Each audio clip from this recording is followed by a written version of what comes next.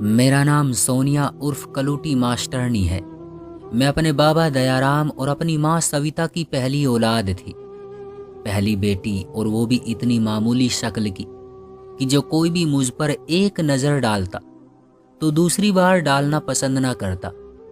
जब कोई देखता तो माँ के मुंह पर ही कह देता कि हाय सविता, तुम्हारी ये बेटी किस पर चली गई। चलो नैन नक्श तो जो भी था, लेकिन कम से कम रंग तो तुम्हारा ले लिया होता। माँ बात सुनकर अपना सर झटक देती। मेरे बाबा दयाराम एक सांवले रंग के मालिक थे। उनका कद भी कोई इतना खास लंबा नहीं था, लेकिन फिर भी मन की इच्छा थी कि जब भी उनकी शादी की जाए तो उनकी शादी एक खूबसूरत औरत से ही की जाए।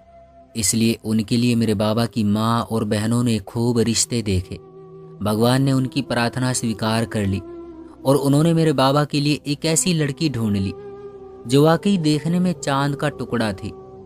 मेरी दादी का कहना था कि मैंने अपने बेटे के लिए ऐसी दुल्हन पसंद की है कि अगर उसको अंधेरे में भी बैठा दिया जाए तो उजाला हो जाएगा।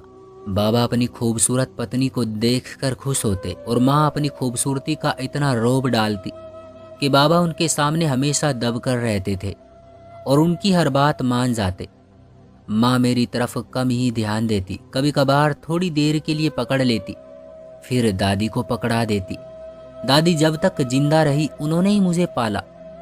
जब मैं 3 साल की हुई तो एक दिन दादी की अचानक तबीयत खराब हुई और कुछ ही दिनों में वो भगवान को प्यारी हो गई।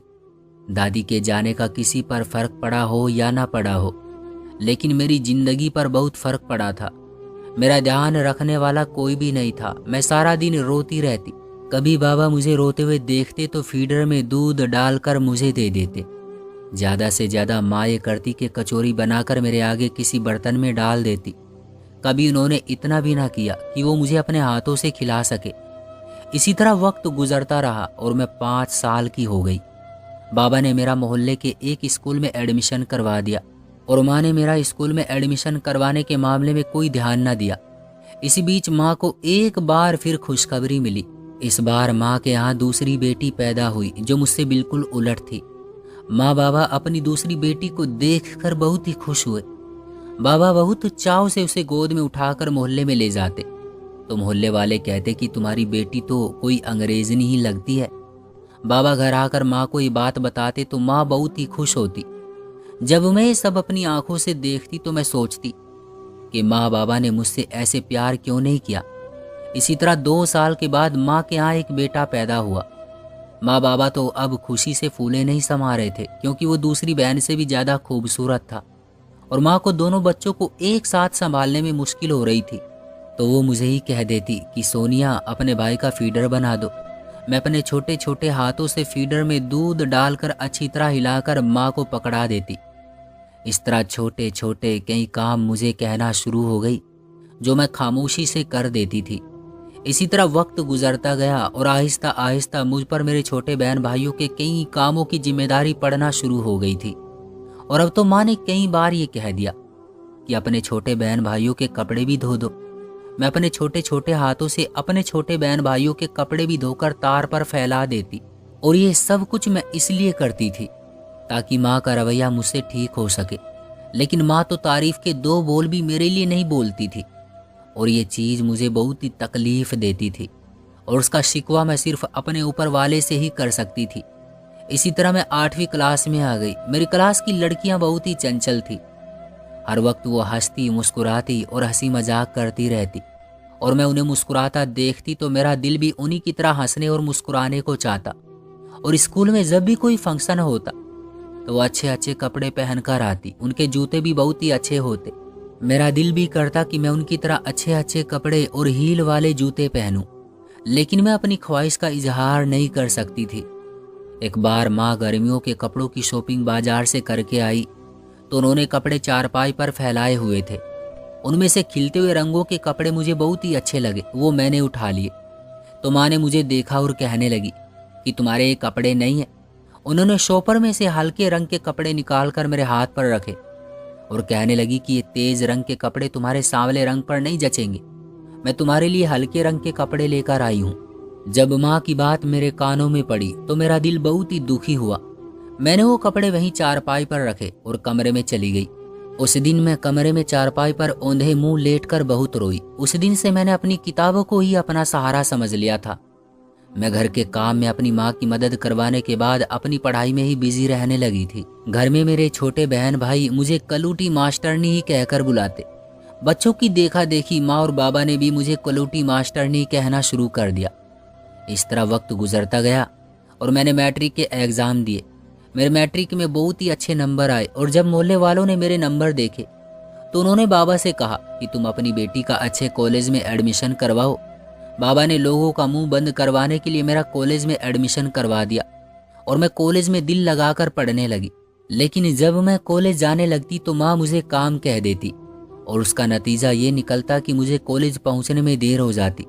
अब तो उन्होंने किचन के कई कामों की जिम्मेदारी मेरे सर पर डाल दी और मुझे पढ़ाई करने का वक्त ना मिलता और मैं सारा दिन की थकावट के बाद रात को जब भी चारपाई पर लेटती तो फौरन सो जाती। लेकिन रात को सोते वक्त मेरे दिल में यही आता रहता था कि माँ ने मुझे कभी भी ये नहीं कहा कि तुम थकी हुई हो, आज ये काम मैं कर लूँगी। माँ बाबा दूसरे बच्चों को अपने गले से लगाकर उनके लाड़ उठाते, वो मेरे साथ ऐसा क्यों नहीं करते थे। यही बात मेरा दिल दुखा देती थी। अक्सर माँ मुझे कॉलेज से भी छुट्टी करवा लेती और ये कहती कि आज घर में कपड़े धोने हैं तो मेरी मदद करो। और जब मैं कपड़े धोने में माँ की मदद करवाती तो माँ को स्टोर में कोई काम याद आ जाता या माँ की तबीयत खराब हो जाती और कपड़े धोने के साथ साथ मुझे माँ की सेवा भी करनी पड़ती। इस तरह मैं अकेली ही काम करती रहती। एक दिन मेरा एफएससी का पहला पेपर था और मैं कॉलेज जाने के लिए तैयार हो रही थी, लेकिन मुझे नाश्ते के लिए किसी ने ना पूछा। मैं खुद ही किचन में गई और अपने लिए एक कप चाय का बनाया और डबल रोटी खाने लगी। अभी मैं खा ही रही थी कि मेरी छोटी बहन किचन में आई और कहने लगी कि दीदी मुझे पराठा बना दो। और उसी बीच मेरा छोटा भाई भी किचन में आया और कहने लगा कि दीदी मुझे भी आमलेट बना दो। जब मैंने अपने बहन भाई की फरमाइश सुनी तो मैंने कहा कि मैं तो कॉलेज जा रही हूँ, तुम लोग माँ को कह दो। तो मेरी छोटी बहन ने कहा कि माँ को तो फ्लू हुआ है इसलिए वो नहीं उठ सकती, आप ही बना दो। लेकिन मैंने मना कर दिया तो मेरी बहन भाई जिद करने लगे।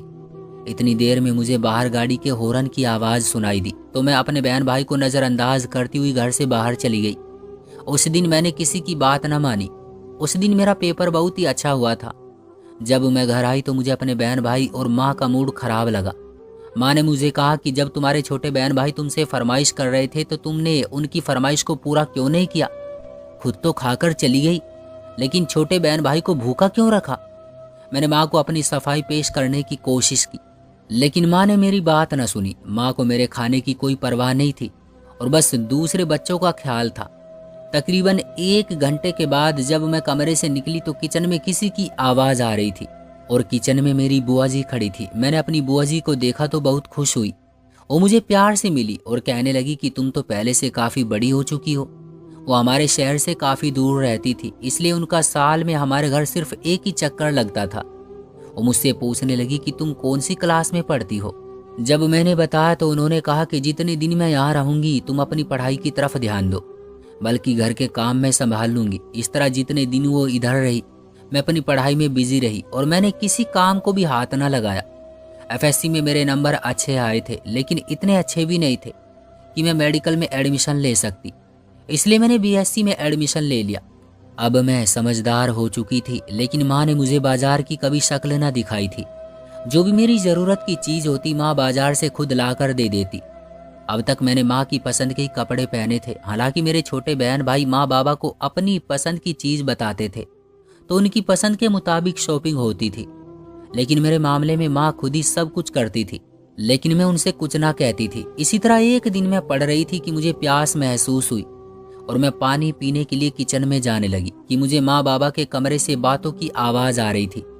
माँ बाबा से कह रही थी कि मेरी एक सहेली रिश्ता लेने के लिए आना चाहती है, लेकिन मैं अभी ऐसा नहीं चाह रही हूँ क्योंकि अभी सोनिया की उम्र ही क्या है। जब मैंने अपना नाम सुना तो मेरे कान खड़े हो गए। माँ बाबा से कह रही थी कि सारा घर सोनिया के बलबूते पर चलता है, अगर हम अभी इसकी शादी कर देंगे तो घर कैसे चलेगा। और वैसे भी मैं अपनी सहेली को मना नहीं करूँगी, आप रिश्ते के लिए हाँ कर दें, लेकिन शादी 2 साल के बाद ही करूँगी क्योंकि किसी दूसरे से रिश्ता करने में हमें दहेज में ज़्यादा चीज़ें देनी पड़ेंगी। अगर रिश्ता मैं अपनी सहेली से करूंगी तो हमें ज़्यादा कुछ नहीं देना पड़ेगा। जब माँ की सोच मेरे सामने आई तो मुझे माँ की सोच पर अफसोस होने लगा कि वो अपनी बेटी के बारे में ऐसा सोच रही है। मैं सिर्फ शिकवा ऊपर वाले से कर सकती थी। इस तरह मैंने अपना पूरा ध्यान अपनी पढ़ाई पर लगा दिया और घर की रूटीन तो वैसे ही चलती रही। मेरी छोटी बहन भी कॉलेज में पहुंच चुकी थी और वो भी पढ़ाई में बहुत अच्छी थी। जब मेरे बाबा पढ़ाई में मेरी कामयाबी देखते तो एक दो बार उन्होंने मेरी तारीफ की। इसके अलावा उन्होंने कभी मेरी तारीफ नहीं की, लेकिन छोटे बहन भाइयों की अक्सर ही मेरे सामने तारीफ करते थे। अब मैं इन हालात की आदी हो चुकी थी। एक दिन मैं कॉलेज से घर वापस आई तो देखा कि मेरी माँ की सहेली आई हुई है। साथ उनके पति और उनका बेटा भी था। उनके बेटे का कद बहुत ही लंबा था, लेकिन जिस्म उसका पतला सा था। उसका नाम रमेश था। वो अपने साथ एक मिठाई की टोकरी और साथ ढेर सारा फ्रूट लेकर आई थी। मेरे बहन भाई उनके बेटे का मजाक उड़ा रहे थे और साथ साथ मुझसे फरमाइशें भी कर रहे थे कि मैं उन फ्रूट से उनको मिल्क शेक बना कर दूं। मैं उनकी बातें खामोशी से सुन रही थी और उनकी फरमाइश भी पूरी कर रही थी। इसी तरह रात का खाना मैंने तैयार किया। खाना खाने के बाद चाय वगैरह देने के बाद मैं अपने कमरे में आ गई। अगले दिन नाश्ते का भी मैंने अच्छा खासा इंतजाम किया हुआ था। नाश्ते के बाद उन्होंने बात करना शुरू की कि बहन, हम किसी खास मकसद के लिए यहाँ आए हैं। हमारे बेटे ने एमएससी का एग्ज़ाम दे दिया है, अब इसको जल्दी नौकरी मिल जाएगी, तो अब हम इसकी शादी करने को सोच रहे हैं और इसीलिए हम आपकी छोटी बेटी रिया का रिश्ता लेने आए हैं। जब मैंने आंटी के मुंह से ये शब्द सुने तो मैं किचन में खड़ी थी। मुझे ऐसा लगा कि मेरे पाँव तले से ज़मीन निकल गई, क्योंकि उनके शब्द से मुझे ऐसा लगा कि मेरी इज्जत की धज्जियाँ बिखर गई हैं। उधर माँ की गरजदार आवाज़ सुनाई दी। उन्होंने कहा कि तुम्हारी हिम्मत कैसे हुई कि तुम बड़ी बेटी को छोड़कर छोटी बेटी का रिश्ता मांगने बैठ गई। आंटी ने कहा कि तुमने कभी अपनी बड़ी बेटी की तरफ ध्यान दिया जो हम उसकी तरफ ध्यान देते? तुमने शुरू से ही उसको नज़रअंदाज किया है और ना उसके पहनने ओढ़ने की तरफ ध्यान दिया है, जिसकी वजह से वो हमारी नज़र में भी नहीं आई। और मेरा भी इकलौता बेटा है, मैं भी उसके लिए कोई खूबसूरत लड़की ही पसंद करूंगी। माँ ने कहा कि बड़ी को छोड़कर छोटी बेटी का रिश्ता नहीं कर सकती। इस तरह आंटी नाराज होकर वापस चली गई। इस वाक़े के बाद घर में उदासी सी छा गई थी। मैं माँ बाबा की सोच के बारे में जान चुकी थी, लेकिन मुझे आंटी लोगों के रवैये के बारे में जानकर बहुत दुख हुआ था। इस तरह बीएससी करने के बाद माँ ने मेरी पढ़ाई रोकना चाही, लेकिन मैंने उनकी बात को नज़रअंदाज करते हुए कई यूनिवर्सिटी में अप्लाई कर दिया। इस तरह मैंने पंजाब यूनिवर्सिटी में एमएससी में एडमिशन ले लिया। घर की रूटीन वैसी ही रही। मेरी बहन ने कॉलेज में एक दोस्त बना ली थी और वो दोस्त अक्सर घर में चक्कर लगाती रहती थी। आहिस्ता आहिस्ता उनके बीच दोस्ती और गहरी होती गई। एक दिन उसकी दोस्त के माँ बाबा हमारे घर आए और उन्होंने अपने बेटे के लिए मेरी छोटी बहन का रिश्ता मांग लिया। मेरे माँ बाप अपनी छोटी बेटी का अमीर घराने में रिश्ता हो जाने पर बहुत ही खुश दिखाई दे रहे थे। इस तरह मेरी माँ ने खुशी खुशी इस रिश्ते के लिए हाँ कर दी, लेकिन फिलहाल शादी के लिए उन्होंने कुछ वक्त मांगा था, क्योंकि अभी उसकी पढ़ाई पूरी नहीं हुई थी। मैंने एमएससी पूरी करने के बाद करीबी कॉलेज में लेक्चररशिप भी शुरू कर दी। इस तरह हर महीने जो सैलरी आती वो मैंने अपने माँ बाबा के हाथ पर रख दी। मेरी माँ बाजार जाती और छोटी बहन के दहेज के लिए चीज़ें ले आती और साथ ही कहती कि ये मैं सोनिया के लिए भी लेकर आई हूँ, और सच में ही वो मेरे लिए चीज़ें लेकर आती थी। इस तरह वक्त गुजरता गया। मेरी छोटी बहन की ससुराल वालों ने शादी के लिए जल्दी कर दी, तो मेरी माँ मुझे कहने लगी कि तुम्हारा रिश्ता तो कहीं हुआ नहीं, अब तुम्हारे इंतज़ार में इसकी शादी तो देर से नहीं कर सकते। इस तरह मेरी छोटी बहन की शादी कर दी गई। मैंने अपने माँ बाबा से इस बात पर भी कोई शिकवा ना किया। मैं उसे अपनी किस्मत का लिखा समझती रही। मेरी तीसरी बहन का भी जल्द ही रिश्ता आ गया। उसकी शादी तो झट मंगनी और पट ब्याह वाली बात हुई। इस तरह जो चीज़ मेरे दहेज के लिए तैयार की गई थी उसकी शादी पर काम आ गई और उसकी शादी भी जल्दी कर दी गई। इस तरह घर में माँ बाबा और मेरा छोटा भाई और मैं होती थी। मेरा भाई मेडिकल की पढ़ाई कर रहा था। एक दिन मेरे कॉलेज से मेरी सहेलियां घर आई तो वो हमारा घर देखकर हैरान रह गई और उन्होंने मेरी बहन भाई को देखा तो कहा कि दुनिया में कम खूबसूरत लोग भी मौजूद होते हैं। इसका ये मतलब नहीं कि वो अपनी मर्जी से ज़िंदगी नहीं गुजार सकते। उन्होंने मुझे समझाया कि तुम अपनी कमाई से खुद पर खर्च कर सकती हो।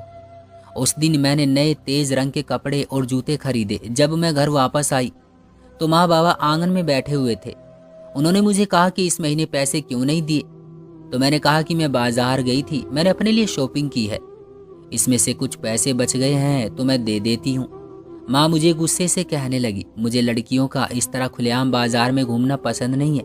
मुझे उनकी बातों का अफसोस हुआ कि क्या मैं अपनी कमाई से अपने आप पर कुछ खर्च नहीं कर सकती। अगले दिन मोहल्ले की एक औरत घर में आई और माँ से कह रही थी कि फला रिश्ता मेरे हाथ में है, अगर तुम चाहती हो तो मैं सोनिया के लिए उन रिश्ते वालों को घर बुला लूं। तो माँ ने कहा कि मैं तो इसे समझा समझा कर थक गई हूँ, लेकिन वो खुद हर रिश्ते से मना करती है, इसे तो बस किताबों से मोहब्बत है। जब मैंने माँ की बात सुनी तो मुझे अपने कानों पर यकीन ना आया। इस तरह माँ ने उस रिश्ते से मना कर दिया और फिर मैंने खुद पर ध्यान देना शुरू कर दिया। मैंने तेज रंग के कपड़े पहनना शुरू कर दिए, अपने बालों और मेकअप पर ध्यान दिया। इतनी सी तवज्जो से मुझ में बहुत फर्क आया। मेरे बहन भाई ने मुझे देखा तो हैरान रह गए, लेकिन उन्होंने मेरी तारीफ न की। एक दिन मैं कॉलेज से वापस आई तो घर में मेरे भाई की आवाज़ आ रही थी। वो माँ बाबा से कह रहा था कि सीमा के माँ बाप कभी इस बात पर नहीं मानेंगे, उन्हें इस बात पर कोई ऐतराज नहीं कि आप हमारे साथ रहें, लेकिन एक बहन की जिम्मेदारी को वो कैसे उठा सकती है। मैं अपने भाई की बातें बाहर खड़ी सुनती रही। मेरे भाई ने कहा कि मैंने उन्हें ये कहा है कि मेरी 2 बहनों की शादी हो चुकी है और तीसरी बहन शहर से बाहर नौकरी करती है। आप सोनिया दीदी से कहें कि वो कुछ दिनों के लिए होटल में शिफ्ट हो जाए। जब शादी हो जाएगी तो मैं खुद इस मामले को संभाल लूँगा। जब मैंने अपने भाई के ये शब्द सुने तो मैंने सोचा कि क्या अब इस घर में मेरे रहने के लिए कोई जगह नहीं है, और मैं उसकी बातों को बर्दाश्त ना कर सकी और चकरा कर नीचे गिर गई। जब मुझे होश आया तो मेरे घरवाले मेरे दाएं बाएं बैठे थे और वो अपनी कही हुई बात से शर्मिंदा नजर आ रहे थे और बहनें मुझसे हमदर्दी दिखा रही थी। मैंने उनकी बात का कोई जवाब ना दिया। इस तरह मैं अपनी दोबारा रूटीन शुरू कर चुकी थी। हमारे कॉलेज में एक प्रोफेसर पढ़ाता था। एक दिन वो मेरे पास आया और कहने लगा कि मैं आपसे कुछ बात करना चाहता हूँ। मैं उसकी बात सुनकर हैरानी में पड़ गई थी, क्योंकि मैंने आज तक सिर्फ लड़कियों से बातचीत की थी, कभी मर्दों के साथ इतनी खास बातचीत नहीं की थी। मैंने हल्का सा सर हिलाया तो उसने कहा कि मैं आपके बारे में जानना चाहता हूँ, कहीं आपकी मंगनी तो नहीं हो गई। उसने कहा कि आप मुझे अच्छी लगती हैं, मैं आपके घर अपना रिश्ता भेजना चाहता हूँ। मैं उस प्रोफेसर के मुंह से निकलने वाले शब्द सुनकर हैरान रह गई और सोच रही थी कि क्या मैं भी किसी को अच्छी लग सकती हूँ। जब उसने अपनी बात दोबारा दोहराई तो मैंने ना में सर हिलाया और फिर मैंने कहा कि नहीं, मेरी मंगनी नहीं हुई। तो उसने कहा फिर मुझे कोई दिन बता दीजिए, मैं उस दिन अपने घर वालों को भेज दूंगा। तो मैंने कहा कि आप इस बारे में खुद मेरे घर वालों से बात कर लीजिए। इस तरह उस लड़के के माँ बाबा रिश्ता मांगने के लिए आ चुके थे, लेकिन उसने ये जाहिर ना होने दिया कि उसने मुझसे इस बारे में पहले ही बात की हुई है। माँ ने कहा कि हमारी बेटी शादी नहीं करना चाहती, वो बूढ़े माँ बाबा को छोड़कर नहीं जाना चाहती। जब मैंने माँ की ये बात सुनी तो मैंने अपने दिल में सोचा कि अगर मैं आज अपने बारे में कुछ ना बोली तो सारी जिंदगी खुद को माफ नहीं कर सकूंगी। मैंने अपने अंदर हौसला बनाते हुए कहा कि माँ, ये मेरी ही मर्जी से आए हैं। माँ ने जब मेरी बात सुनी तो उनका मुंह खुला का खुला रह गया। बाबा ने वहाँ के हाल देखे तो उन्होंने इस रिश्ते के लिए हाँ कर दी। इस तरह मेरा रिश्ता प्रोफेसर से हो गया। मंगनी की छोटी सी रस्म की गई और शादी के लिए तारीख रख दी गई। मेरा मंगेतर चाहता था कि शादी कुछ महीने के बाद रखी जाए, क्योंकि उसे किसी काम के सिलसिले में दूसरे देश जाना था, इसलिए वो जल्दी शादी नहीं करना चाहता था। लेकिन बाबा मेरी शादी जल्द करना चाहते थे, इसलिए मेरे घर के हालात को देखते हुए मेरे मंगेतर ने शादी के लिए हामी भर ली। मेरे होने वाले पति का एक जुड़वा भाई था जो देखने में उसका ही हमशक्ल लगता था, वो भी मुझसे बड़े प्यार से मिला। इस तरह शादी की तैयारी में मेरी बहनों और भाई ने कोई बढ़ चढ़कर हिस्सा ना लिया, लेकिन मैंने अपनी दोस्तों के साथ मिलकर शादी की तैयारी की। लेकिन शादी के दिन मेरे घर वाले दुनिया को मुंह दिखाने के लिए शादी में शामिल हुए और अपना फर्ज अदा किया। इस तरह मैं उनके आशीर्वाद के साय में विदा होकर अपने ससुराल आ गई। अगले दिन ही मेरे पति को दूसरे देश चले जाना था। मैं उसके दूर चले जाने पर उदास थी कि अभी हम एक दूसरे के साथ कोई वक्त भी ना गुजार सके और वो मुझसे दूर जा रहे हैं। लेकिन उसने कहा कि मेरे घर वाले तुम्हारा ख्याल रखेंगे, इसलिए तुम्हें परेशान होने की कोई ज़रूरत नहीं है। मुझे वहाँ ज़रूरी काम है, मैं जल्दी आने की कोशिश करूँगा। इस तरह मेरा पति अगले दिन ही चला गया। मेरे पति का जुड़वा भाई अपने भाई की शादी पर बहुत ही खुश दिखाई दे रहा था। वो दाएं बाएं घूम रहा था। उसने मेरे पति से भी कहा कि आपको परेशान होने की कोई ज़रूरत नहीं है, मैं भाभी का अच्छे से ख्याल रखूँगा, उन्हें अपने घर वालों की कमी महसूस नहीं होगी। तो मेरे पति ने मुस्कुराकर अपने भाई की तरफ देखा। कुछ घंटे मैंने अपने पति के साथ गुजारे। उन घंटों में मुझे इस बात का अंदाज़ा हो गया कि मेरा पति एक बहुत ही समझदार इंसान है जो औरतों की इज्जत करने वाला है। उसने मुझे कहा कि जब हम आपके घर रिश्ता लेने गए थे तो आपकी माँ से बातचीत करके मुझे अंदाज़ा हो चुका था कि वो हरगिज़ भी आपकी शादी नहीं करना चाहती थी और मुझे इस बात का भी अंदाज़ा है कि आपने वहाँ की हालात का सामना किया होगा। आपको यहाँ पर किसी भी शिकायत का मौका नहीं मिलेगा। मेरे दिल में जो उलझने थी कि पता नहीं ससुराल वाले कैसा सलूक करेंगे, मेरे दिल से वो वहम भी दूर हो गए। अगले दिन मेरे घर से कोई भी नहीं आया। मेरे देवर ने नाश्ते का इंतज़ाम किया और मुझे कहने लगे, भाभी आइए, आप ये समझे कि आपके मायके से नाश्ता आया है। अपने देवर की बात सुनकर मेरी आंखों में आंसू आ गए कि ये तो मेरे पति का भाई है। जो मेरा सगा भाई था वो तो मुझे अपने घर से निकालने की बात कर रहा था। मैं आंखों में आंसू को छुपाते हुए नाश्ता करने लगी। सबने मिलकर खुशी खुशी नाश्ता किया। नाश्ते के बाद मेरे पति ने विदा होना चाहा क्योंकि उसकी फ्लाइट का वक्त हो रहा था। अपने पति को विदा करते वक्त मेरा दिल उदास हो रहा था, लेकिन उसने सबके सामने मुझे अपने गले से लगाया तो उसकी हरकत से मुझे शर्मिंदगी होने लगी कि पता नहीं मेरे सास ससुर क्या सोचेंगे। लेकिन मेरा देवर अपने भाई से मजाक करने लगा। इस तरह मेरा देवर अपने भाई को एयरपोर्ट छोड़ने के लिए रवाना हो गया। मैंने अपने घर फ़ोन किया, जो कुछ भी था, थे तो वो मेरे माँ बाप ही। लेकिन जब मैंने अपनी माँ के नंबर पर फ़ोन किया तो मेरी माँ की बातों से मेरा दिल बहुत दुखी हुआ। मेरी माँ ने कहा कि तुम तो अपनी पसंद के ससुराल चली गई हो, तुम्हें तो वहाँ पर कोई परेशानी नहीं होगी, तुम्हारा तो दिल लग गया होगा। मुझे अपनी माँ की बातें एक ताने की तरह लगी। मैंने फ़ोन बंद कर दिया। कुछ देर के बाद मेरा देवर मेरे पति को एयरपोर्ट छोड़कर घर आ गया तो वो मेरे पास आया और कहने लगा, भाभी आपको किसी चीज़ की ज़रूरत तो नहीं? तो मैं हिचकिचा गई कि मेरा देवर किस तरह मुझसे पूछ रहा है। तो मैंने हिचकिचाते हुए कहा कि बिल्कुल नहीं। मेरी सास ने मुझे खाने के लिए बुलाया। मुझे उनका काम करना अजीब लग रहा था। मैंने अपनी सास से कहा कि आप बैठ जाइए, मैं घर की जिम्मेदारी संभाल लूँगी। इस तरह मैंने घर के कामों में उनकी मदद करनी शुरू कर दी थी। दिन के वक्त मैं कॉलेज पढ़ाने चली जाती थी क्योंकि मेरी जॉब से मेरी सास और ससुर को कोई परेशानी नहीं थी। और फिर मेरे पति ने यह फैसला मुझ पर छोड़ दिया था कि तुम्हारी मर्जी है, अगर नौकरी छोड़ना चाहती हो तो छोड़ दो और अगर करनी है तो कर लो। फिलहाल मैंने नौकरी नहीं छोड़ी थी। दिन में मैं अपने कॉलेज में व्यस्त होती, लेकिन घर आकर दोपहर और रात का खाना मैं खुद बनाती। मेरी सास का रवैया मेरे साथ बहुत ही अच्छा था। वो मुझे अपनी बेटियों की तरह समझती थी। ससुराल वाले सब तो बहुत अच्छे थे, लेकिन एक जो चीज अजीब थी वो ये थी कि मेरा देवर मेरे कमरे में आता और उसके हाथ में एक दूध का गिलास होता था। वो मुझे जबरदस्ती दूध का गिलास पकड़ा देता। मैं उसका इस तरह अपने कमरे में आना और दूध का गिलास पकड़ाना मुझे बहुत ही अजीब महसूस होता था। लेकिन मैं उसे मना करती थी कि मुझे ये नहीं लेना, तुम ऐसे मेरे लिए कोई चीज़ मत लेकर आया करो। लेकिन वो कहता कि आप मेरे भाई की पत्नी हैं और मेरे भाई यहाँ मौजूद नहीं है, तो मुझे ही आपका ख्याल रखना पड़ेगा। अगर कोई मेरी बहन होती तो वो आपका ख्याल रखती। वो ज़बरदस्ती मुझे दूध पकड़ा देता, इसलिए मैं उसकी जिद पर दूध का गिलास पी लेती। लेकिन एक अजीब सी चीज़ थी कि मैं फ़ौरन ही नींद में चली जाती और जब भी सुबह मेरी आँख खुलती तो मुझे सुबह अपने जिस्म में सुस्ती महसूस होती। ऐसा महसूस होता कि मेरे जिस्म में बिल्कुल ही जान नहीं है। मैं खुद में कमजोरी महसूस करती थी। कुछ दिन तो ऐसा ही होता रहा।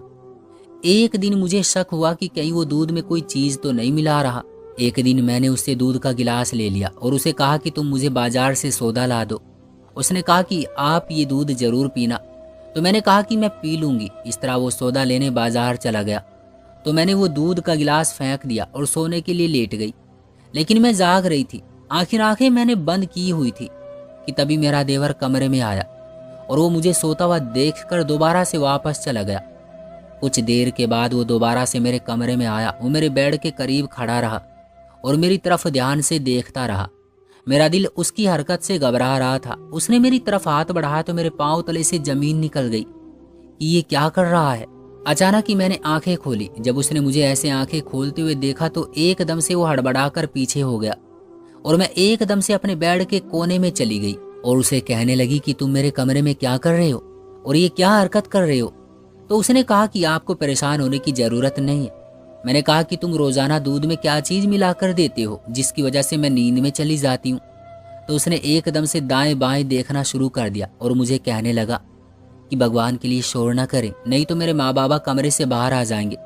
मैंने कहा कि मैं तो शोर करूँगी, तुम्हें इस रिश्ते की भी कोई इज्जत नहीं है जो तुम्हारे और मेरे बीच है।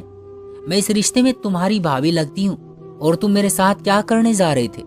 तो वो कहने लगा कि मेरा आपके साथ कोई बुरा काम करने का इरादा नहीं था, लेकिन मैं आपको सारी सच्चाई बताता हूँ। मैं उसकी बात सुनने के लिए बिल्कुल भी तैयार नहीं थी। मैं उठकर कमरे से बाहर जाने लगी। लेकिन वो कमरे के दरवाजे के आगे खड़ा हो गया और कहने लगा कि जब तक आप मेरी बात नहीं सुनेगी मैं आपको कमरे से बाहर नहीं जाने दूंगा। इसलिए मुझे मजबूरन उसकी बात सुननी पड़ी। वो कहना शुरू हुआ कि मैं अपने कॉलेज में एक लड़की को पसंद करता था। मुझे उसकी शक्ल बिल्कुल आप ही की तरह लगती थी, लेकिन उसका एक दिन एक्सीडेंट हो गया जिसकी वजह से वो मर गई। जब मैंने आपको पहली बार देखा तो मुझे आप में उसकी झलक नजर आई, इसलिए मैं आपका ख्याल रखता था। मेरा दिल करता था कि मैं आपको देखकर अपने दिल को तसल्ली दे सकूं, इसलिए मैं दूध में नींद की दवा मिला देता था कि अगर मैं आपको ऐसे बैठकर देखूंगा तो आपको भी अजीब महसूस होगा।